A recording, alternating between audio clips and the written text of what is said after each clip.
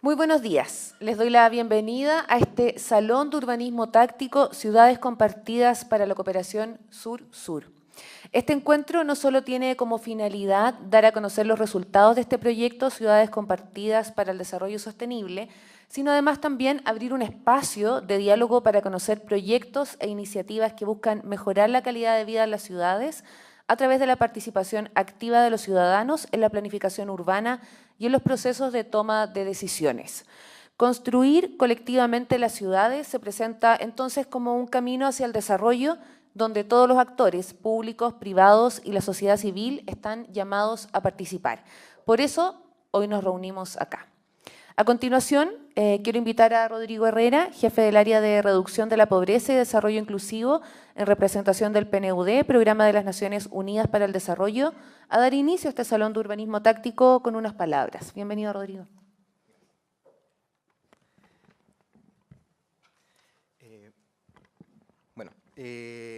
Buenos días a todos y todas, representantes de las embajadas de Honduras y Guatemala, autoridades comunales de ciudades de Chile y Honduras, representantes de organismos de la sociedad civil nacional e internacional presentes en el evento, a todo el equipo de la Fundación de Ciudad Emergente y el proyecto Ciudades Compartidas para el Desarrollo Sostenible, a los integrantes del Fondo Chile, de la Agencia Chilena de Cooperación Internacional para el Desarrollo, la ACCID, y del Programa de las Naciones Unidas para el Desarrollo, PNUD, distinguido público, ¿no?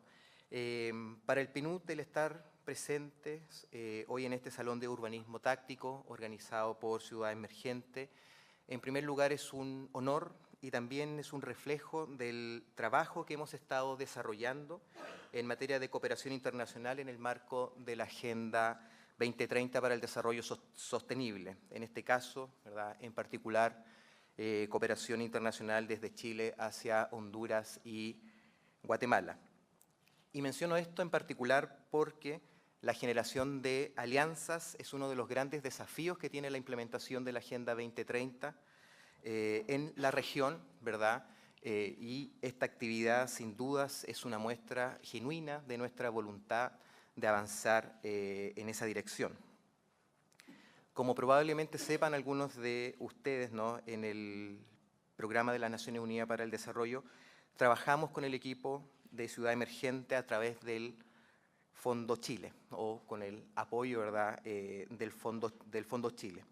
Este fondo es un mecanismo de cooperación sur-sur que gestionamos junto a la Agencia Chilena de Cooperación Internacional para el Desarrollo, la ACCID, y que está destinado a promover proyectos que compartan buenas iniciativas chilenas en diversos ámbitos del desarrollo y que se implementa en 4 continentes, pero con particular foco en América Latina y el Caribe. El proyecto de Ciudad Emergente nos permitió, ¿verdad?, incorporar una nueva temática de trabajo dentro del portafolio de iniciativas que apoyamos en el marco del fondo, en el sentido de abordar problemas comunitarios a través del urbanismo táctico, ¿no?, con foco en el impacto que éste tiene en el bienestar de las personas, promoviendo un enfoque participativo y fortaleciendo a la vez la capacidad de planificación y gestión de las comunidades. Todos aspectos centrales en la implementación de la Agenda 2030. Y es que otro de los objetivos que buscamos a través del Fondo Chile, y que este proyecto ciertamente cumple, es que se puedan detonar procesos replicables, apropiables y sustentables que vayan más allá de la implementación misma de los proyectos, en los que sean las comunidades las que hagan trascender estas iniciativas en los distintos territorios donde se implementan, ¿no? Y en este contexto, el proyecto iniciado por Ciudad Emergente seguirá implementándose en Danlí, Honduras, a través de su versión de calles compartidas, y lo propio será en Guatemala con el programa Mesa de Barranqueros, ¿no?, en la capital de ese país. Sin duda, estos son resultados que nos permiten aproximarnos a una visión más comprensiva e inclusiva de la cooperación, pero también nos dan luces sobre cómo seguir concretando y avanzando en los desafíos que nos propone la Agenda 2030 y la búsqueda del desarrollo sostenible, en especial, y muy en especial, ¿verdad?, a escala local. Les deseo a todas y todos los presentes una excelente jornada y estoy seguro que las visiones y experiencias que se compartirán hoy les serán de mucha utilidad en sus respectivos quehaceres. Muchas gracias a todos. Muchas gracias a ti, Rodrigo. Ahora, en representación de Guatemala, damos la más cordial bienvenida a Ana María Cal Sánchez, ministro consejero de la Embajada de Guatemala en Chile. Buenos días. Señor Rodrigo Herrera, jefe del área de reducción de la pobreza y desarrollo inclusivo de PNUD. Señor Javier Vergara, director ejecutivo de la Fundación Ciudad Emergente. Señora Iris Uyapa Amador, ministra consejero de la Embajada de Honduras. Señor Gustavo Mendoza, alcalde de Danlí, Honduras. Señores representantes de ACSID y de PNUD. Señores y señoras, quiero iniciar mi intervención agradeciendo la invitación hecha por la Fundación Ciudad Emergente para participar en este seminario sobre urbanismo táctico, el cual servirá de marco para un intercambio de experiencias sobre urbanismo ciudadano y también para la presentación de los resultados del proyecto ejecutado en Guatemala y en Honduras a través de la Fundación Ciudad Emergente y con el apoyo de Fondo Chile a través de ACSID y PNUD. En la actualidad, muchos países de la región enfrentan problemas urbanos que se traducen en la falta de espacios para la convivencia de sus habitantes. Ante el crecimiento demográfico que se experimenta y al hecho de que los proyectos urbanos no siempre toman en cuenta las necesidades de sus habitantes, las tácticas urbanas surgen como una alternativa para implementar transformaciones ágiles y también para hacer de las ciudades lugares más humanos. Las tácticas urbanas han ido adquiriendo un rol cada vez más importante en la forma en que las ciudades crecen, pero también han ayudado a democratizar la participación de los ciudadanos a través de su involucramiento en las transformaciones y en el proceso de desarrollo de las ciudades. Esta integración de los diversos actores como ONG, ciudadanía, permite que las personas reconozcan esa responsabilidad de participar o de velar por la gestión en el entorno en el que habitan. Además, contribuye a impulsar ciudades que se enfoquen cada vez más en las personas. En el caso de Guatemala, me gustaría resaltar que, de acuerdo a información de expertos y a datos compartidos por Ciudad Emergente, el 42% de la ciudad capital está conformada por barrancos o quebradas. Estas son áreas que poseen una gran riqueza natural, son captadoras de agua y también sirven como puntos de conexión entre las diferentes zonas de la ciudad capital.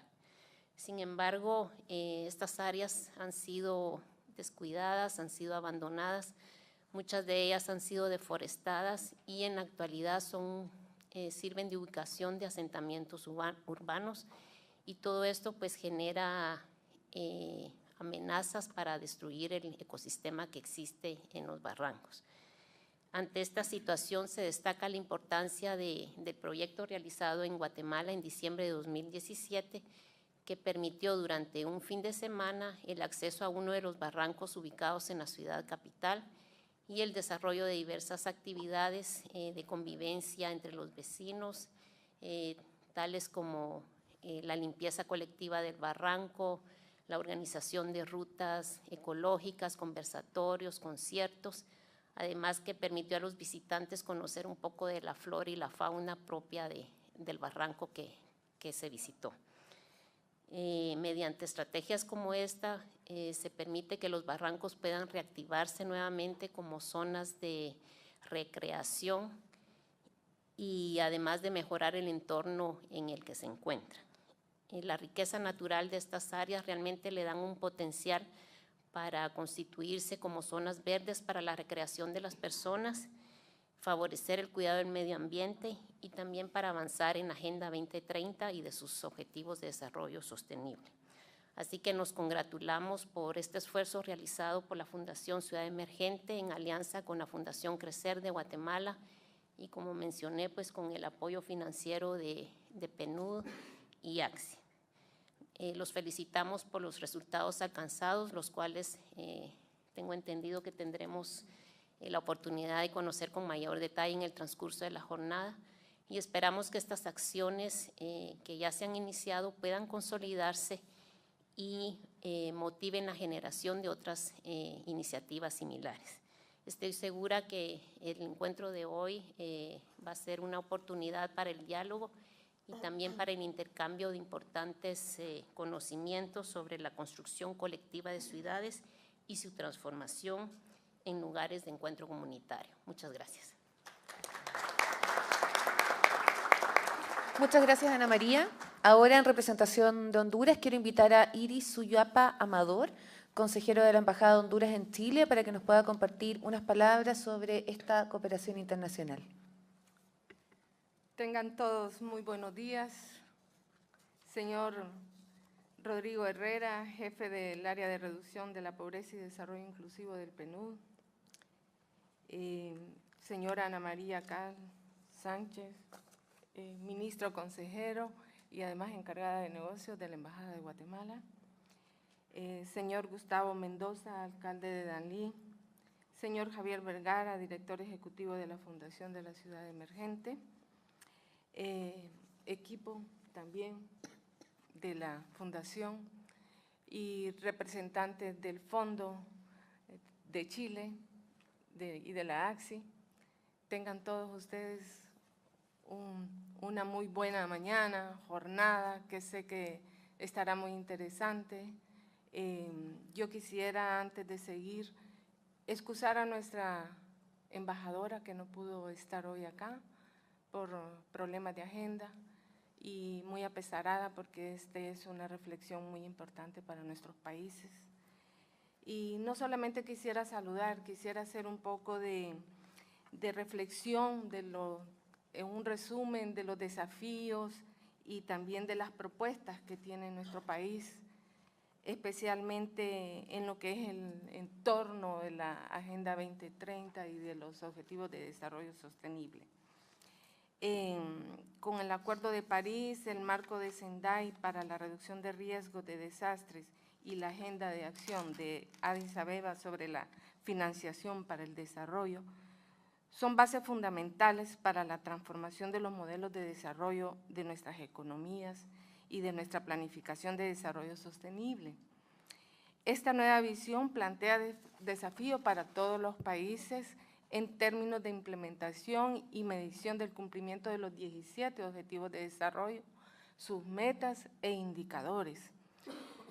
Pero son los gobiernos locales los llamados a cumplir en gran parte con los compromisos de esta Agenda 2030, sin exclusión alguna dentro de los gobiernos, donde las comunidades tienen que empoderarse, y eso todos lo sabemos, donde todos sientan que han puesto un granito de arena en las comunidades y que cuiden el trabajo que han realizado.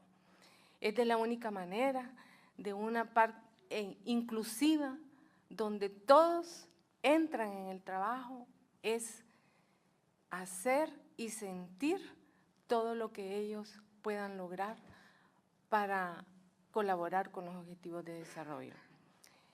En la ciudad capital, Tegucigalpa alberga una aglomeración urbana de 1.2 millones de habitantes y tiene la mayor concentración de pobreza urbana en el país. Los diferentes escenarios sociales ligados a la topografía, el crecimiento desordenado e inadecuadas políticas urbanísticas de desarrollo fueron el punto de partida para crear el Plan de Acción de Tegucigalpa y Comayagüela, el cual agrupa una serie de estrategias para un crecimiento ordenado, mejorando la calidad de vida de los ciudadanos, el cual busca asegurar el acceso de todas las personas a viviendas y servicios básicos adecuados, seguros y asequibles, y mejorar los barrios marginales. Es importante mencionar que el municipio del Distrito Central es uno de los más vulnerables del país por particularidades como ubicación geográfica, formación geológica altamente vulnerable a los riesgos ligados a los efectos del cambio climático. Por ello, se han realizado una serie de intervenciones orientadas a atender los retos de prioridad de la ciudad, como ser el saneamiento, el drenaje, de inequidad urbana, seguridad ciudadana, en los aspectos de agua, en aspectos de vulnerabilidad y desastres, además para desarrollo de empleo, para que la gente también pueda entrar en el desarrollo de los proyectos, el uso de suelo y de transporte. Paralelamente a estas intervenciones específicas, también se ha venido trabajando en los ejes estratégicos del plan, que son reducción de la vulnerabilidad ante los desastres, crecimiento inclusivo y ordenado, comunidades seguras y además el manejo integral del ciclo del agua para la seguridad hídrica y el saneamiento y sostenibilidad fiscal y gobernanza. Reconocemos que las acciones que hasta ahora se han desarrollado nos han permitido identificar una serie de retos muy importantes frente a los cuales continuaremos realizando mayores esfuerzos para sobrepasarlos, con el ánimo de combatir la pobreza y las desigualdades, alcanzar mayores niveles de crecimiento económico, sostenible e incluyente, constituir sociedades pacíficas, justas e inclusivas y proteger los derechos humanos. Todo esto enmarcado en los objetivos de desarrollo. Por lo anteriormente dicho, en este momento yo quiero felicitar todo el equipo, todas las personas involucradas, todos los organismos involucrados en este tipo de ejercicios y actividades y proyectos que se han desarrollado en Guatemala y en Dalí. Esfuerzo compartido por el Fondo de Chile contra el hambre y la pobreza, la Agencia Chilena de Cooperación Internacional para el Desarrollo y el Programa de las Naciones Unidas, y su principal ejecutor, que es la Fundación Ciudad Emergente, con todo su equipo. En mi caso particular, yo quiero felicitar al señor alcalde Gustavo Mendoza de Danlí, por haber permitido, por haber abierto también a su alcaldía o a lo que es a su ciudad para poder desarrollar ese tipo de eventos y de proyectos.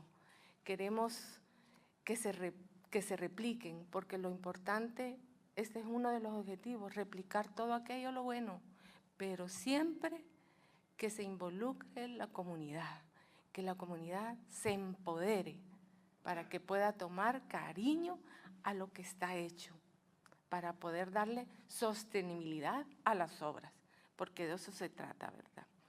Y bueno, todo esto para contribuir con la Agenda 2030 y alcanzar el desarrollo de los pueblos y el desarrollo económico de los países. Muchas gracias.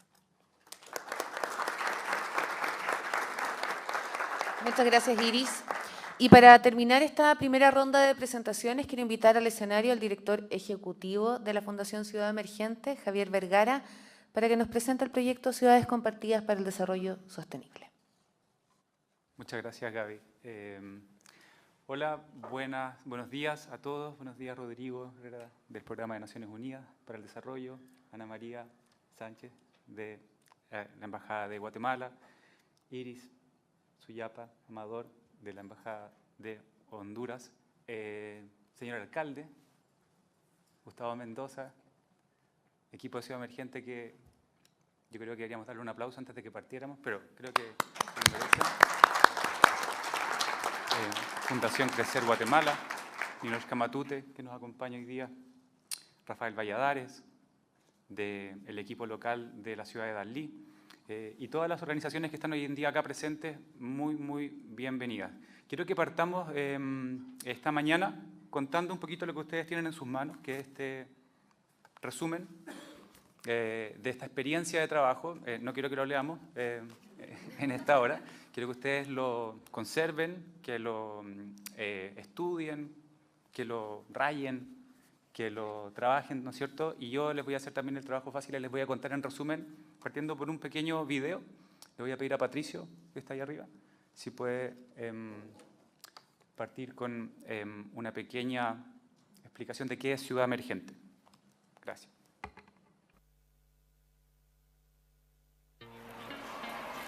Corría el año 2011, tiempo de revuelta y despertar ciudadano. Las calles del mundo se llenaban de multitudes descontentas. Fue entonces que formamos un equipo multidisciplinario proveniente de distintos lugares del mundo para entender las causas de este malestar, marcado por la desigualdad social, la pobreza de vínculos y la poca agilidad de los cambios en la ciudad. Conscientes de que es posible alcanzar el desarrollo expandiendo las capacidades de las personas, es que nace Ciudad Emergente. Buscamos construir colectivamente las ciudades para hacerlas más vivibles. Creemos que nuestros barrios Son mejores cuando todos nos involucramos. Si nos centramos en las personas. Implementamos tácticas de corto plazo para avanzar en cambios a largo plazo en las ciudades. Construimos colectivamente acciones rápidas e incrementales que generen impacto.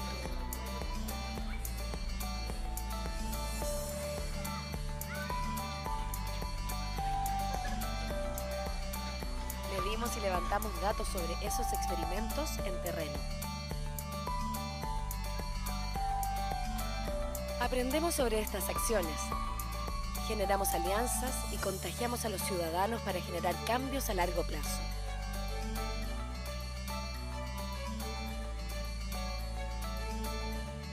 Más de 10 países.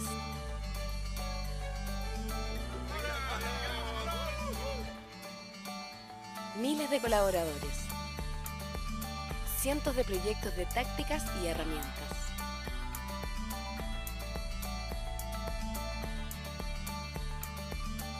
Te invitamos a ser protagonista de tu barrio y tu ciudad y crear los cambios necesarios para alcanzar ciudades más vivibles.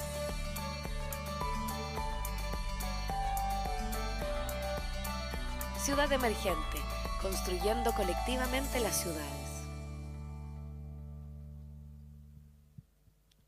Vamos a la presentación. Yo creo que eso de alguna manera sienta un tono que me gustaría que pudiéramos un poco, poco a poco, empezar a comprender para ver cómo este proyecto de ciudades compartidas para el desarrollo sostenible toma forma, ¿sí? Como ustedes ya acaban de ver, Ciudad Emergente, como organización de la sociedad civil, busca construir de forma colectiva la ciudad, ¿sí? Ese es nuestro sueño, lo que hay detrás de Ciudad Emergente. Muchas veces la ciudad estamos muy pensados en mejorarla a partir de nuestra propia casa y nuestro propio patio, nuestro metro cuadrado, ¿no es cierto? Y nos olvidamos que vivimos en comunidad. Por lo tanto, nuestra misión, nuestro sueño, ¿no es cierto?, es poder construir de forma colectiva nuestras ciudades. Y esta experiencia ya la hemos acumulado en más de 10 países, 30 ciudades, ¿no es cierto?, trabajando con miles de colaboradores en distintos lugares de la región, siempre con esta idea. Nosotros hablamos de urbanismo táctico, ¿no es cierto?, pero hablamos de construir colectivamente proyectos, medirlos, ¿no es cierto?, ver qué pasa. Si uno no mide las cosas, a veces no existen. Por lo tanto, levantar datos es muy importante. ¿Para qué? Para aprender de esos procesos, ¿no es cierto?, mejorar las políticas que uno hace, pero también contagiar a otros. Contagiar en el buen sentido, ¿no? Como de poder motivar a otros a hacer estos cambios. ¿Por qué estamos hoy día acá, ¿no es cierto? ¿Cuál es la razón de que estamos hoy día acá? Gracias al Fondo Chile. La Agencia de Cooperación Internacional y el Programa de Naciones Unidas para el Desarrollo impulsan una iniciativa, yo diría que es ejemplar, que es poder avanzar sobre todo en estos ámbitos de la superación del hambre y la pobreza, y es por lo que el Fondo Chile probablemente es bien conocido. Como bien decía Rodrigo, estamos entrando quizás en un área nueva de trabajo, que tiene que ver con el crecimiento urbano, ¿cierto? El crecimiento de las ciudades, donde muchas veces las ciudades juegan un rol gravitante para poder abordar este tipo de problemática, que es un crecimiento urbano desigual. Eso no es Photoshop, ¿no es cierto? Son ciudades de, por ejemplo, Brasil, Sao Paulo, donde no tienen nada muy distinto a ciudades que pueden estar en Chile, o pueden estar en Guatemala, o pueden estar en Honduras. Por lo tanto, uno podría ver las ciudades como una eventual amenaza al desarrollo o como una oportunidad. Nosotros en Ciudad Emergente lo vemos como una oportunidad, pensando en que hay un objetivo, que es el objetivo 11 de la Agenda 2030, que es el de construir ciudades más resilientes, más inclusivas, ¿no es cierto? Y ese puede irradiar muy fuertemente a los otros objetivos. Es una manera bien táctica de avanzar en los ODS, ¿no? Por lo tanto, ¿qué es lo que vinimos a hacer un poquito? ¿Qué es lo que queremos hoy día hablar? Este proyecto que se llama Ciudades Compartidas, pero la verdad que se llama Ciudades Compartidas para el Desarrollo Sostenible. De hecho, es una transferencia de conocimiento multipaís, ¿cierto? En tácticas urbanas, que es lo que vamos a hablar hoy día, y en herramientas de medición de impacto, ¿sí? Para la modernización de las instituciones, los gobiernos locales, gobiernos regionales, ¿no es cierto? Para el desarrollo social, estábamos hablando de eso también, para la protección medioambiental en Guatemala y en Honduras. La buena noticia es que cuando me refiero al proyecto no lo voy a decir de esta forma, ¿ok?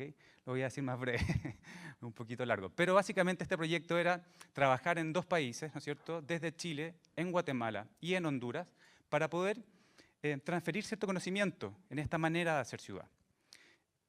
¿Por qué transferir conocimiento y por qué Guatemala y Honduras? Cuando uno mide básicamente cómo nos hemos desempeñado en términos de desarrollo humano, Chile quizás todavía tiene muchas cosas que solucionar, pero eventualmente está en una posición un poquito más alta en términos de desarrollo humano a nivel global, ¿no es cierto? Y esta es una experiencia de poder compartir con países de la región que están bajo el promedio de desarrollo humano a nivel global, pensando que hay lecciones latinoamericanas que podemos compartir. Hay formas de hacer las cosas que nos hacen más cercanos, ¿no es cierto? Por lo tanto, esta transferencia, cómo se hace y qué es lo que buscamos de alguna manera hacer, era trabajar esta metodología. El urbanismo táctico, entendido como acciones de corto plazo, pero que buscan alinearse a procesos de largo plazo, a políticas públicas de largo plazo, a través de acciones concretas, acciones rápidas, acciones ligeras, acciones relativamente baratas de hacer. ¿Qué busca esto de alguna manera? Como decíamos acá, es acercar también a las personas al desarrollo de la ciudad, ¿sí? A veces la escala de la ciudad está muy lejana de los tiempos de las personas. Yo siempre hago esta pregunta cuando me ha tocado presentar antes, que es una pregunta abierta. ¿Cuánto tiempo creen ustedes que nos demoramos en construir un ser humano? Todos sabemos eso. Los de Ciudad Emergente se lo saben de memoria. 9 meses, ¿no? Ya. Hagamos un ser humano, ¿no es cierto? Nos demoramos 9 meses. Pero si cuando hablamos de ciudad, señor alcalde, autoridades, amigos, ustedes que están metidos en el tema, hagamos ciudad, hagamos un proyecto de parques urbanos, por ejemplo. Hagamos una recuperación integral de vivienda, ¿no es cierto? Hagamos ciudad. A veces esos tiempos son más largos y más complejos de lo que uno quisiera. Y eso genera muchas veces frustración en las disciplinas que estamos dentro de este campo. También hay la ciudadanía. De hecho, yo pongo este ejemplo del Parque Sanjón de la Guada en Chile, del cual, de hecho, me tocó participar. Y eso ya lleva más de 15 años, ese proyecto. Ahora recién se inauguró el 2018 la primera etapa. Muy contentos estamos de que se empiece un poco a implementar esto. Pero de alguna forma existen maneras, ¿no es cierto?, también más ágiles y rápidas de empezar a incorporar a la ciudadanía en los procesos de construcción de ciudad. Y eso nosotros pensamos que al menos es un camino para empezar a hablar de algo que llamamos como la ciudad centrada en las personas. Cuando nos centramos en poner a las personas en el centro del desarrollo. Y eso de alguna manera, si yo lo quisiera profundizar hoy día, podría hablarles de teorías de justicia social, ¿sí? De hecho, estamos en Naciones Unidas, ¿no es cierto? Estamos, de hecho, muy inspirados por el discurso también que han promovido premios Nobel de Economía, como Amartya Sen o también Martha Nussbaum, ¿no es cierto?, acerca de cómo entender el desarrollo a partir de la expansión de las capacidades de las personas, ¿sí?, para que las personas puedan vivir el tipo de vida que tienen razones para valorar. Muchas veces nos olvidamos de eso. Eso que en teoría suena un poco complejo, en la práctica se puede ver así. Personas que tienen las capacidades para vivir el tipo de vida o en el tipo de barrio que tienen razones para valorar. Estos de hecho son vecinos en un barrio latinoamericano cansados de los accidentes de tránsito.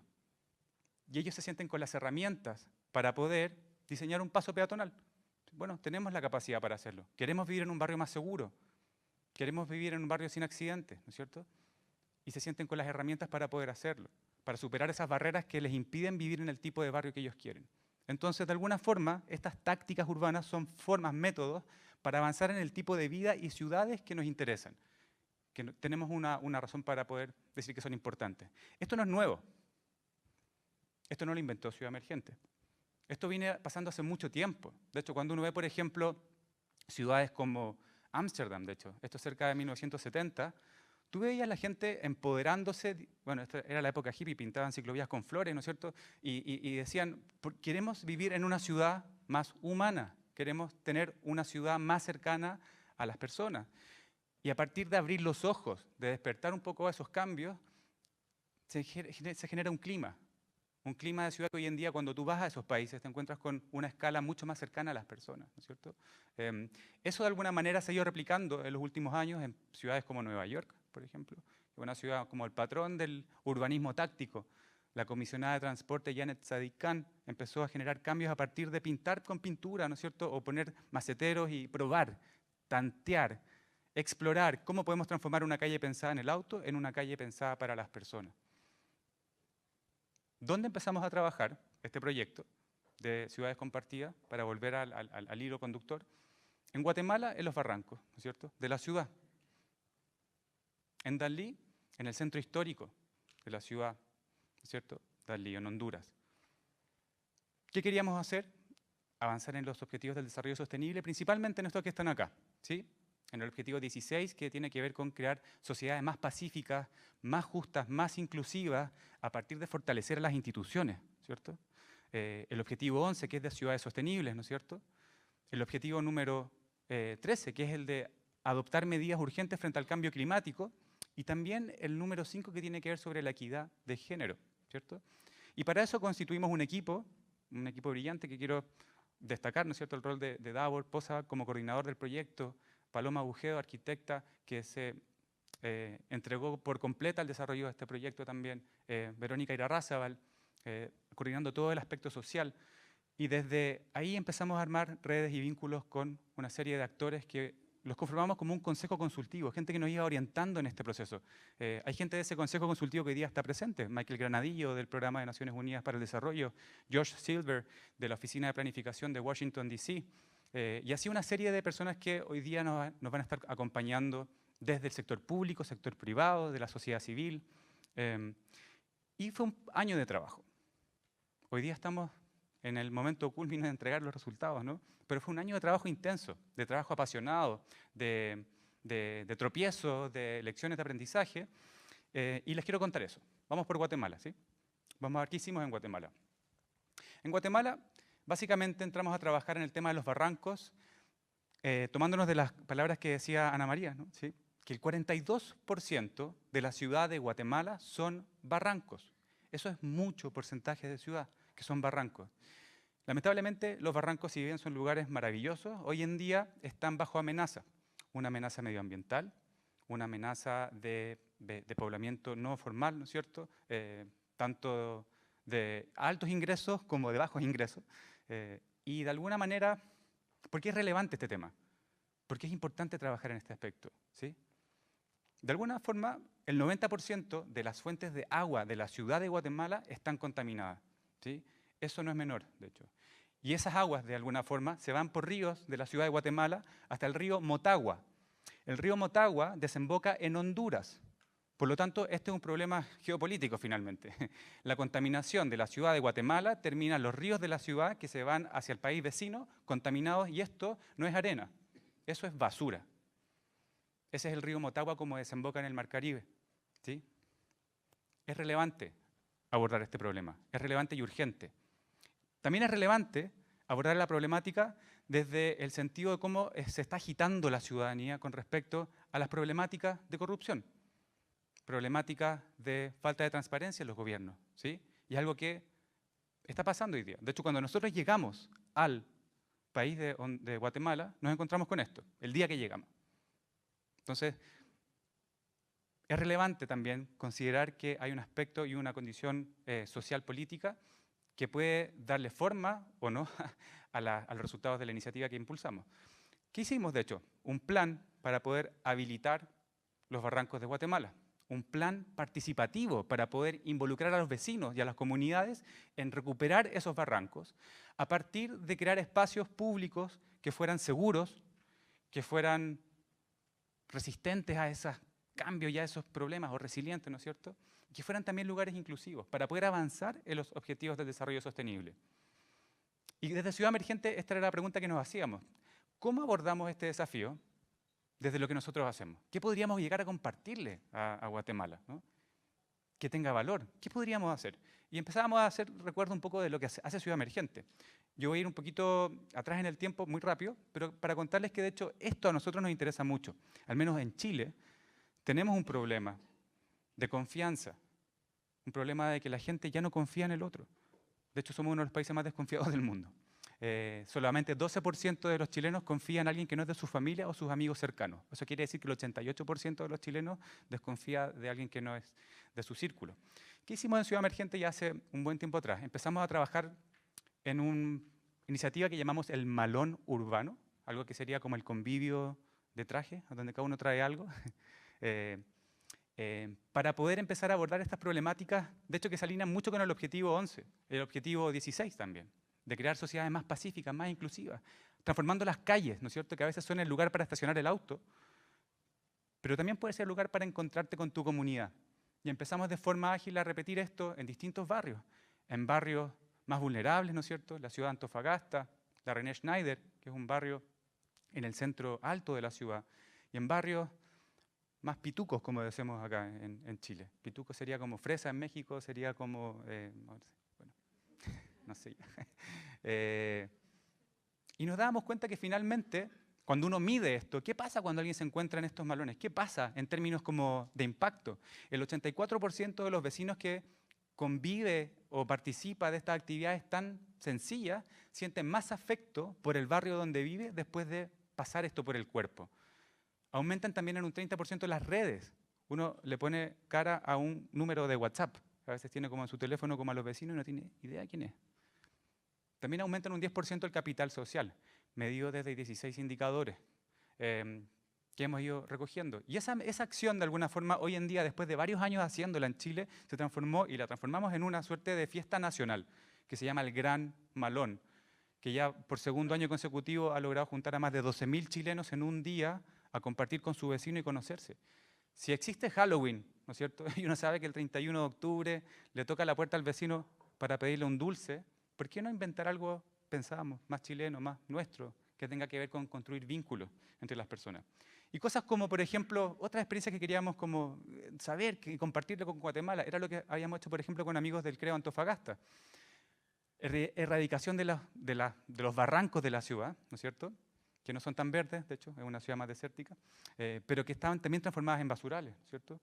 Y cómo a partir de limpiezas participativas empezábamos a ocupar esos espacios una vez que ya no eran basurales y transformándolos en plazas para pensar e imaginar qué puede haber en ese lugar y probarlo.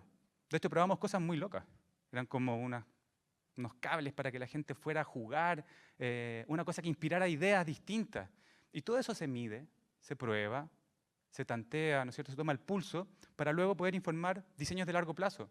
Yo estoy muy contento de ver, de hecho, lo que está haciendo hoy día el CREO con la Fundación Mi Parque, que luego de todo el aprendizaje y todo el entrenamiento en esos espacios, hoy en día tienen la certeza y las evidencias de poder diseñar proyectos de largo plazo, permanentes, en esos lugares, ¿cierto? Una táctica de corto plazo que informa un cambio de largo plazo.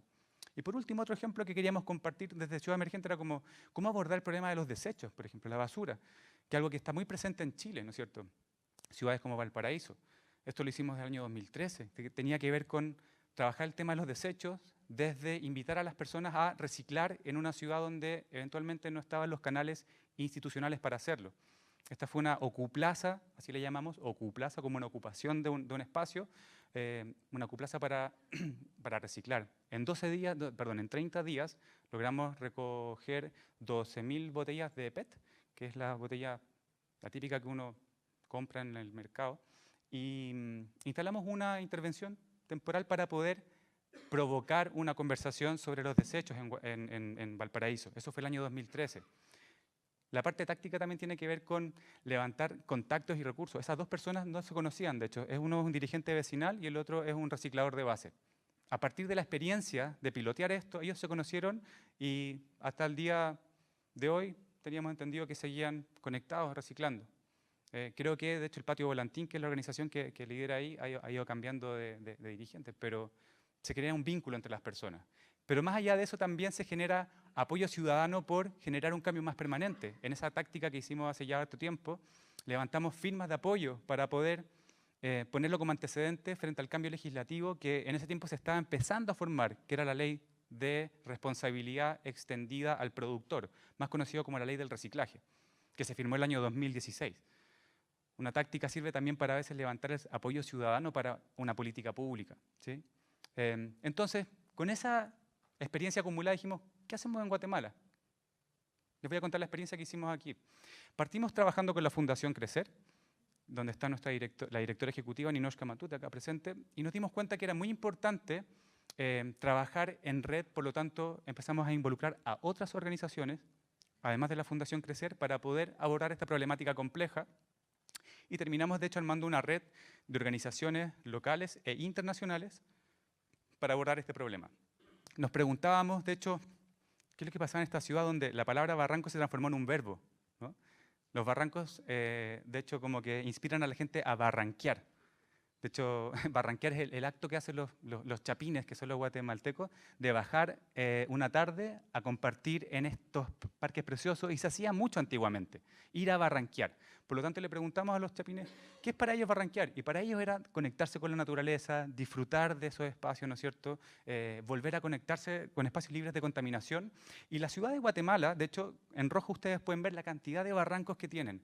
¿Cómo uno aborda de forma táctica este problema? Eligiendo un piloto. Dijimos, partamos por uno, veamos qué pasa si abordamos el problema desde una experiencia que en este caso se llamaba la jungla urbana. Para que los amigos de Santiago se ubiquen en escala, esto sería parecido al Cerro Santa Lucía, ¿sí? En tamaño. Hagamos un experimento en ese lugar, dijimos.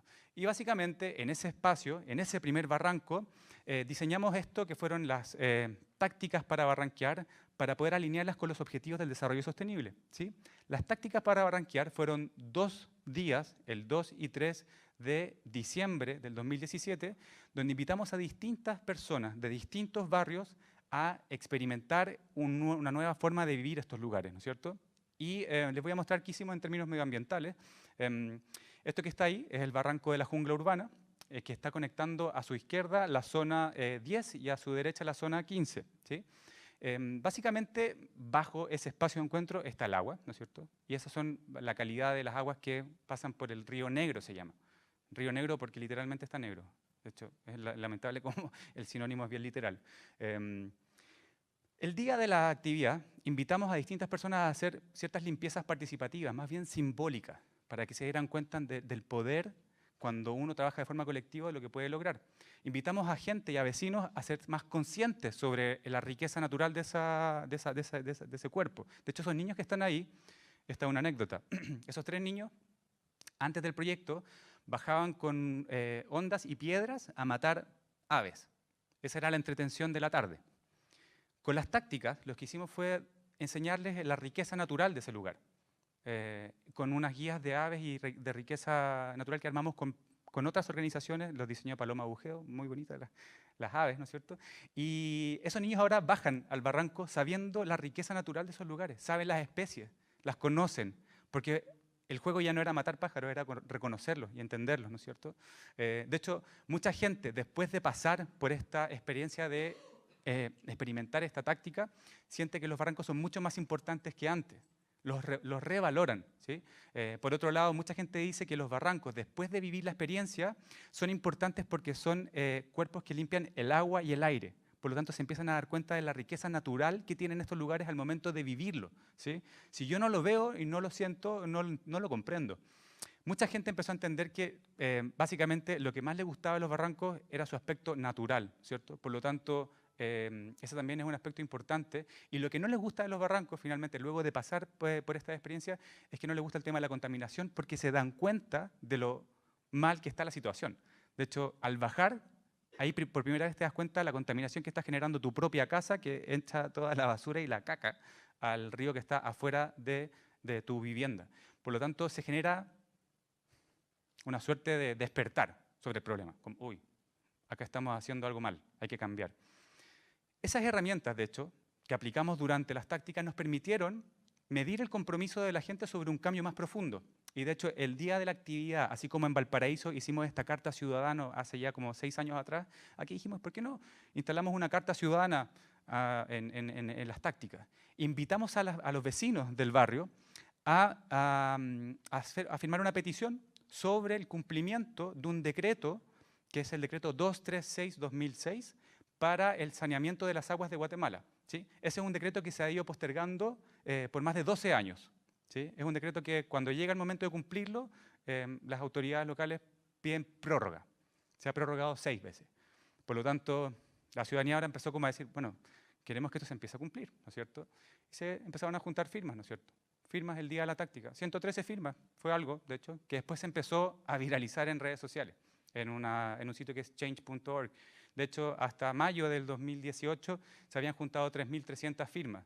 Ninochka me contaban la semana pasada que ya va por 7.000 firmas. De hecho, se hizo una entrega de esas firmas a los diputados de la ciudad a partir de la mesa de Barranqueros. Les voy a contar también qué hicimos en temas de movilidad. ¿Qué pasó en temas de movilidad? De nuevo, volvamos al barranco de la zona 10 y zona 15. Pongámonos en el caso que yo quiero ir del punto A al punto B. En la ciudad de Guatemala, si yo quiero ir del punto A al punto B, tengo que tomar una ruta que es la ruta que tengo nada más, que es una ruta probablemente que se hace en auto y te puede llegar a demorar cerca de 45 minutos o 1 hora. Para el día de las intervenciones hicimos otra ruta. ¿Por qué no conectamos el punto A y el punto B a través de los barrancos? A partir de algo muy sencillo, abriendo accesos a esta zona que eventualmente no tiene acceso. Ese, de hecho, es el acceso al barranco. Lo que uno ve es un muro, ¿no? De hecho, esa es la puerta. Y por el otro lado, de hecho, ese es el acceso. No es muy grandioso y muy brillante el acceso. Por lo tanto, dijimos, ¿por qué no, de forma táctica, empezamos a mejorar esos accesos para que la gente sepa por dónde entrar? Y de hecho, con apoyo de vecinos, con apoyo de artistas locales, se trabajaron mejoramientos de los accesos con obras de arte, con mejoramiento de las rutas para que fueran más seguras, ¿no es cierto? Se contó, de hecho, cuánta gente podía llegar a bajar el día de la actividad para ver cómo aumentaba el uso del espacio. De hecho, lo interesante es que el día de la intervención aumentó de 300 personas que lo utilizan diariamente a más de 1.400 personas. Por lo tanto, eso lo hace un lugar mucho más seguro. De hecho, hay una teoría que se llama la de los ojos en la calle, ¿sí? Cuando los espacios tienen gente que los transita, se perciben mucho más seguros que cuando no los transitan. De hecho, también nos dimos cuenta que al momento de acceder de mejor forma a los barrancos, mucha gente se da cuenta que finalmente hay muy pocas formas de acceder. Entonces, se requeriría de muchos y más mejores accesos a esos espacios. Y la gente también es mucho más consciente de qué puede hacer una vez que entra. Gran parte de la gente que después de experimentar esta experiencia decía, bueno, me encantaría hacer deporte acá. Podría ser un espacio increíble para poder ejercitarse, ¿cierto? De hecho, el potencial de ser un espacio recreativo es muy grande para los barrancos. Por último, en temas de cohesión social, ¿qué es lo que hicimos, de hecho? ¿Qué tipo de tácticas impulsamos? Ese es el barranco, en la zona más baja, ¿sí? En la zona más baja. Así se ve todos los días, en verdad. No es un lugar donde la gente vaya a pasar un rato, no barranquean eventualmente. Ese día, de hecho, invitamos a todos a un malón, que sería la versión del convivio, se transformó en esto. Gente que en su vida se había encontrado y vivían al lado. Gente que no tenía idea que habían personas que vivían adentro del barranco.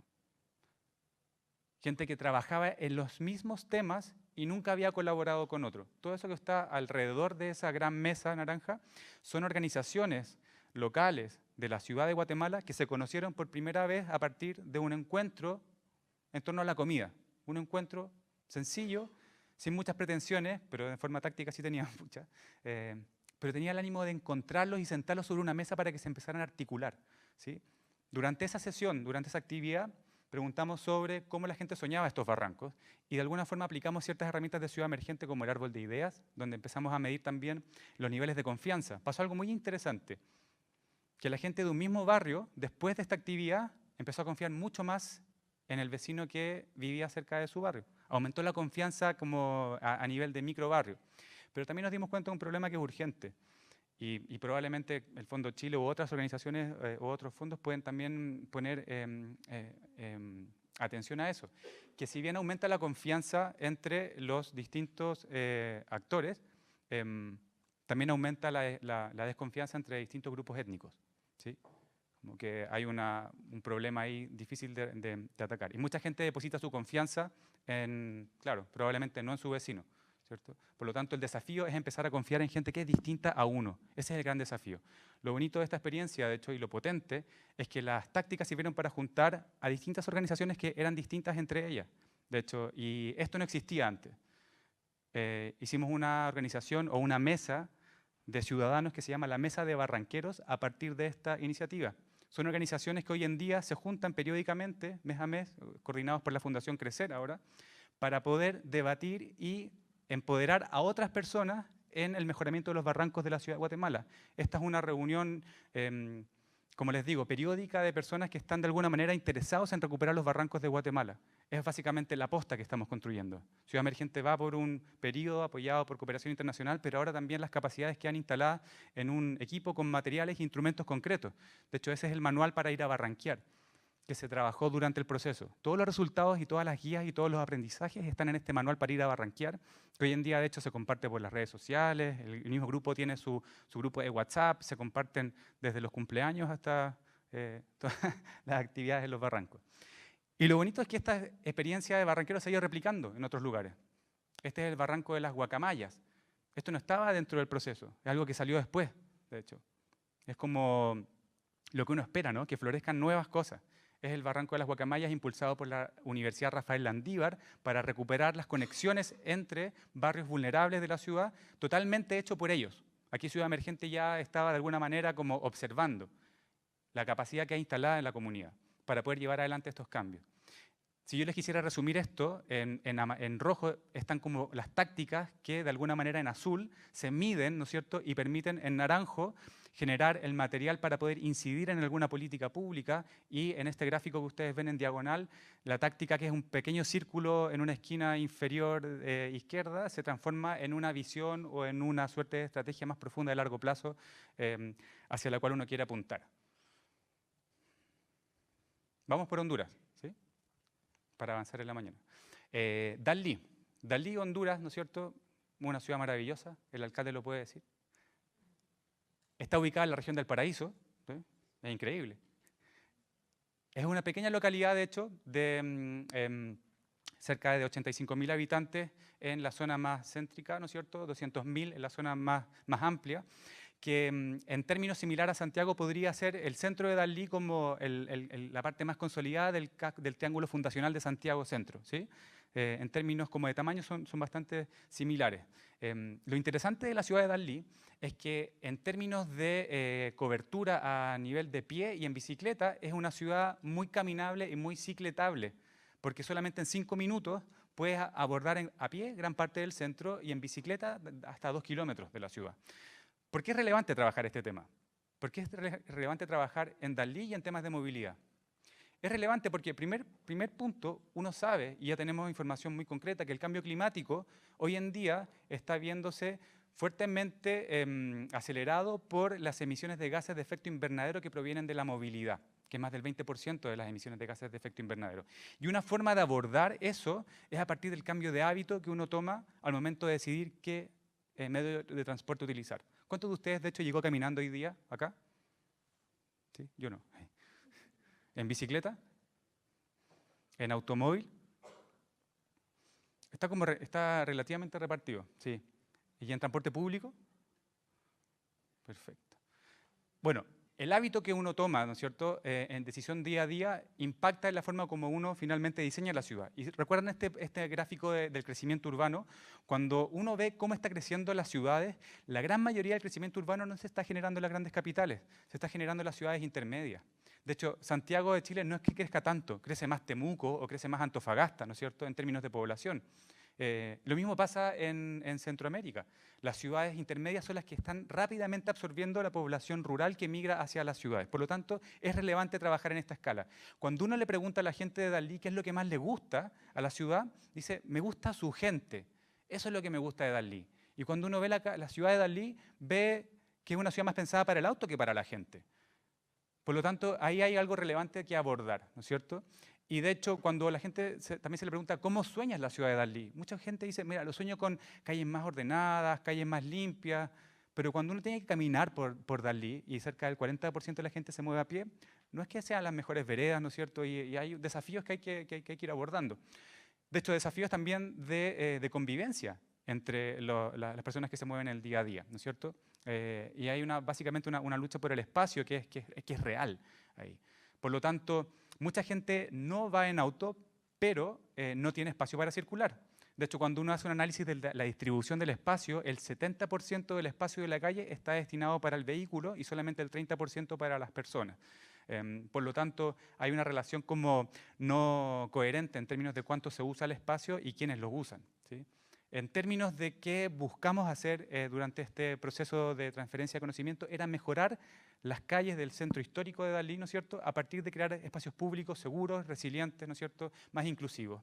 Y pensábamos, ¿qué podemos compartirle a Danlí desde Ciudad Emergente? ¿Qué experiencia desde Chile, ¿no es cierto?, uno puede de alguna manera llevar y adaptar allá? Y en Chile se ha venido trabajando de forma muy fuerte a partir de invertir la pirámide de movilidad, ¿no es cierto? Aquí Amarili Sorta, que luego va a hablar sobre eso, puede dar cátedra también. Y nos va a acompañar también la ministra de Transporte. Acá la prioridad en Chile se está empezando a revertir para darle más importancia al peatón por sobre a otros modos de transporte al momento de movilizarse. Y desde la experiencia de Ciudad Emergente, si vamos al año 2013 de hecho, hace ya un buen rato empezamos a conversar sobre esto, cómo le cambiamos la cara a las calles de la ciudad de Santiago. Este es el eje bandera, Santiago Centro. El eje bandera, atravesado por la Alameda, ¿no es cierto?, es un eje muy importante de la ciudad de Santiago y hace ya más de 6 años piloteamos junto al municipio de Santiago la transformación de un espacio que estaba destinado para el automóvil, que era un estacionamiento informal, y lo transformamos en una plaza. Le llamamos la Ocu Plaza, así como en Valparaíso lo hicimos con botellas de reciclaje, acá lo hicimos con una plaza pensada para los vecinos. Lo hicimos con la Universidad del Desarrollo, una muy buena alianza como académica con una ONG, ¿no es cierto? Y de alguna forma eso hoy en día se transformó en una política pública en ese lugar que se llama las plazas de bolsillo. Algo que en el 2013 no existía, de hecho. Y hoy en día el sector público lo asume como una forma de solucionar problemas urbanos a partir de plazas de bolsillo. De hecho, lo bonito de esta experiencia es que hoy en día el mismo municipio de Santiago ha transformado todo el eje a partir de una iniciativa que se llama como la intervención táctica en el Paseo Bandera. Todo ese eje se ha ido piloteando de una forma distinta y ahora, bueno, está la decisión de qué vamos a hacer con ese trecho que ganamos, ¿no es cierto? Hay que tomar una decisión estratégica sobre el tipo de ciudad que uno quiere. ¿Qué otra experiencia, de hecho, interesante de compartir? Año 2013 empezamos a pilotear en Santiago de Chile. Esta fue la primera licitación pública de urbanismo táctico. Nunca antes en Chile se había el Estado ofertado una licitación para hacer urbanismo táctico. Eso lo hicimos el año 2013 con la Municipalidad de Providencia. Y piloteamos una ciclovía por una avenida muy polémica, que es la avenida Eliodoro Yáñez, donde la velocidad para poder convivir entre el auto y la bicicleta probablemente no es la más adecuada, porque esa calle en el fondo es una calle muy veloz. Lo interesante es que cuando uno mide el experimento, el 85% de la gente está a favor de la construcción de esa ciclovía. Y de nuevo, podríamos conversar por qué no se ha hecho también. No todas estas experiencias son direccionar el dardo al blanco de una. Pero esta sí, por ejemplo, es interesante. Esta es una experiencia de calles compartidas en el centro de Santiago, en el barrio Las Tarrias Bellas Artes, donde piloteamos una calle donde de alguna manera no solamente había una invitación a llegar en automóvil, sino una invitación a caminarla, una invitación a llegar en bicicleta y a probar también modos de transporte más sostenibles, midiendo qué pasa cuando uno hace una calle compartida. Instalamos una serie de sensores en la calle José Miguel de la Barra y nos dimos cuenta que al momento de compartir la calle se reducen en 9 veces las emisiones de gases de efecto invernadero. ¿Ya? En 9 veces al momento de hacer un malón. Alguien dice, ¿para qué sirve un malón? Además de comer rico, bueno, reducimos las emisiones de CO2 del barrio. Y con esos datos, de hecho, y con otros datos que levantamos con el conteo de ciclistas, el municipio de Santiago tomó la decisión de construir un conector de ciclovías de 1 kilómetro en ese barrio. Si hoy en día un santiaguino quiere ir desde la calle, no sé, desde los barrios sur al barrio norte, pasando por la ciclovía de Portugal y conectarse con la de José María Caro, lo hace a partir de un conector de ciclovías que es seguro. Una ciclovía que la transitan hombres con niños, mujeres con niños, ¿no es cierto? Entonces, ¿qué podíamos compartir en Honduras? ¿Sí? ¿Qué experiencia hicimos en Honduras? En concreto, dijimos, compartamos las calles, adaptemos esta versión, ¿no es cierto?, al contexto local y de alguna forma diseñamos una infraestructura con una serie de actividades, Si uno hace una forma sin vida, ¿no es cierto?, probablemente no va a ser la mejor actividad para poder compartir. Por lo tanto, la intervención tenía dos miradas: construir una infraestructura temporal y una serie de actividades y medir qué pasaba.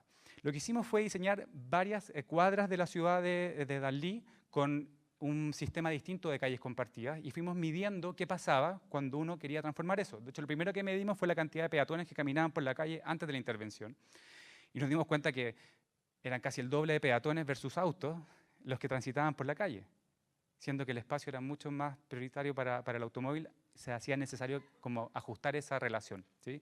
Más peatones que automóviles, por lo tanto, démosle más espacio al peatón.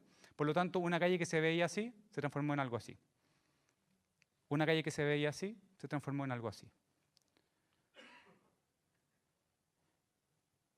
No fue gratuito, no fue fácil, tampoco fue algo como inmediato. Fue un proceso que empezamos a trabajar desde principios de año. Nos reunimos con el alcalde Gustavo Mendoza para contarle un poco la experiencia y él, con una capacidad de liderazgo, dijo: vamos, probemos, veamos qué se puede hacer.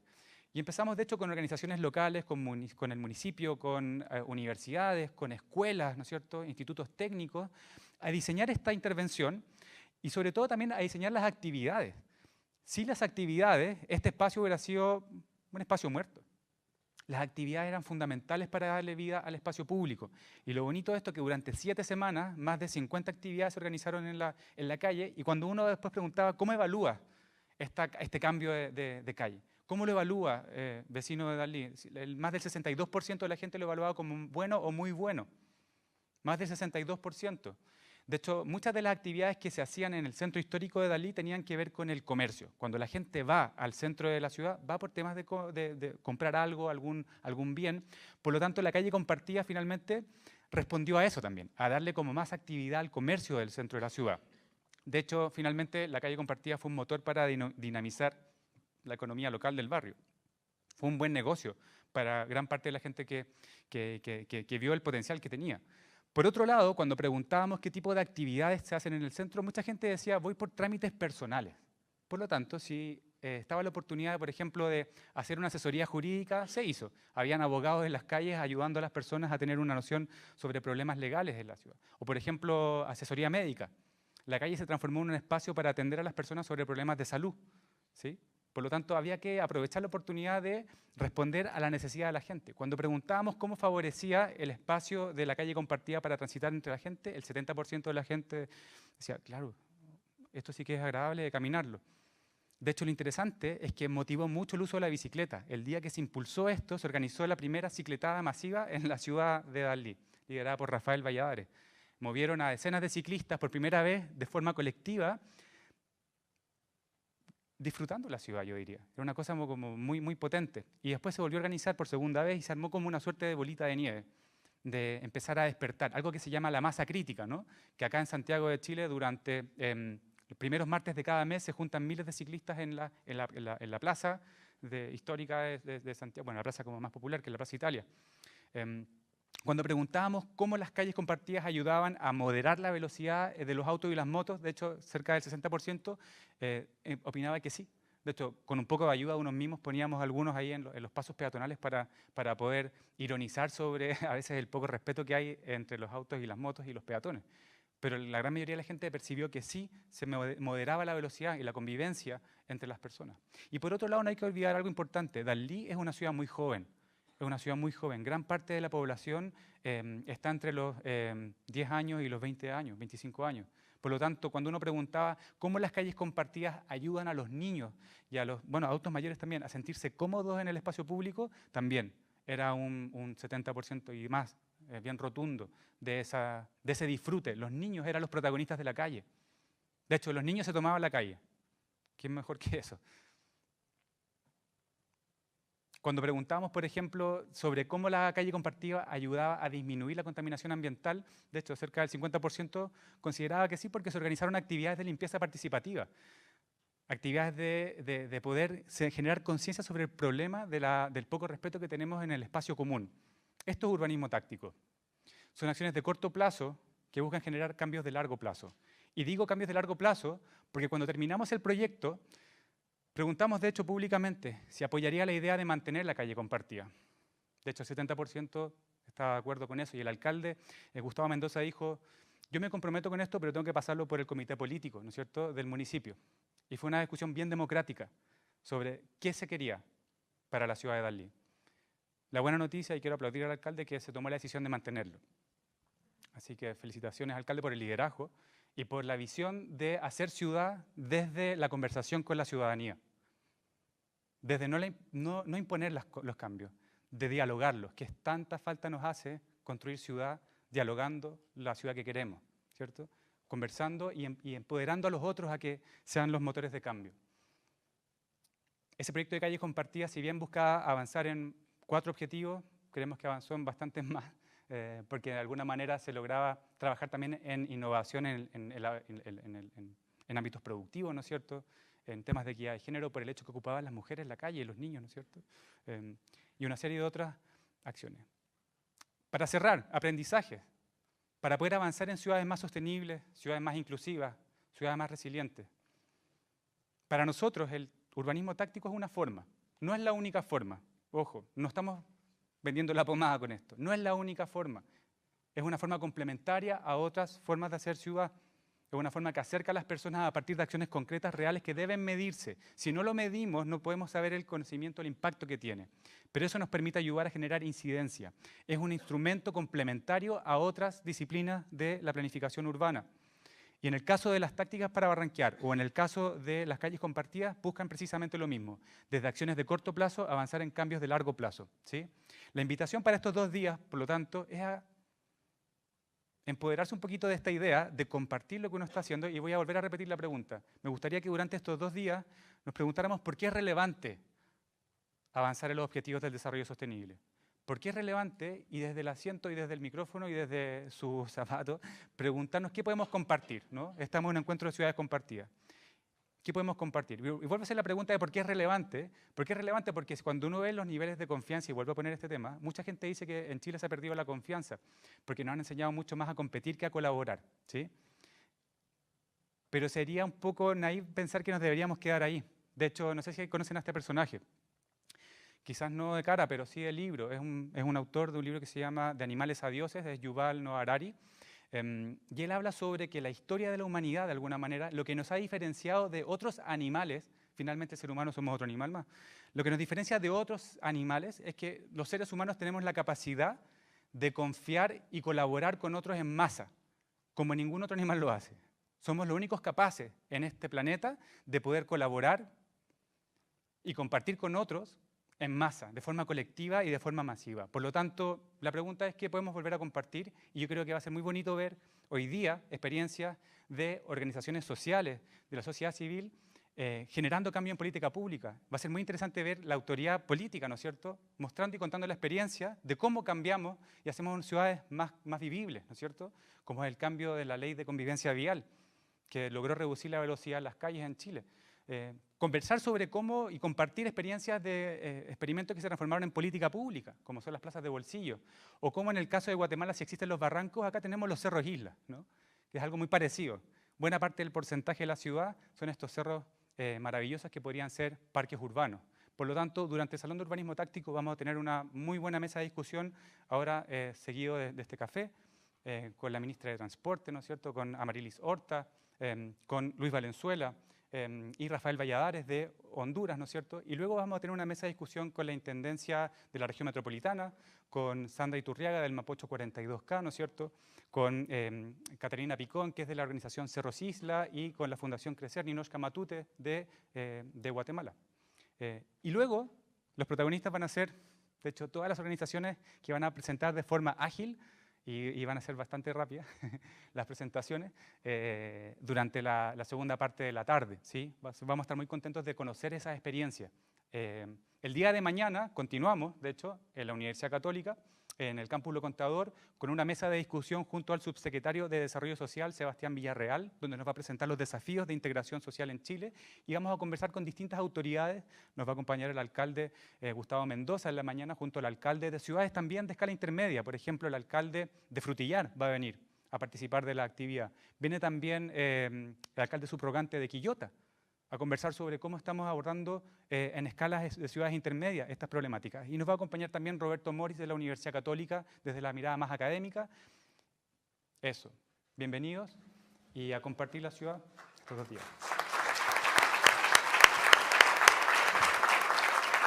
Muchas gracias, Javier, por tu presentación. Y ahora los invitamos a unos minutos a tomarse un café y volvemos para empezar con la mesa 1, que será sobre movilidad sostenible.